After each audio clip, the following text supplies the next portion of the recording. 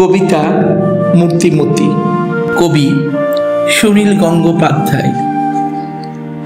শুয়ে আছে বিছানায়, সামনে উন্মুক্ত নীল খাতা, উপর শরীর সেই রমণীর, খাটের বাইরে পা দুখানি, পিঠে তার ভিজে চুল এবং সমুদ্রের দুটি ঢেউ।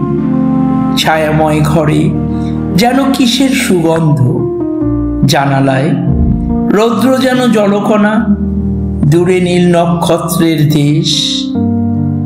কি লেখে সে? কবিতা না কবিতা রচনা করে তাকে? সে বড় অস্থির, তার চোখে বড় বেশি অশ্রু আছে। পাশ ফেরা মুখখানি এখন স্তব্ধতা মূর্তিময়ী। শারীর অমনোযোগে কোমরের নগ্ন বারান্দায় একটি পাহাড়ি দৃশ্য, সবুজ সতেজ উপত্যকা, কেন বা নদীও নয়।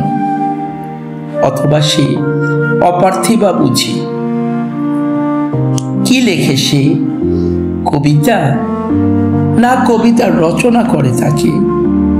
নগরে হঠাৎ বৃষ্টি, বৃষ্টিতে দুপুর ভেসে যায়।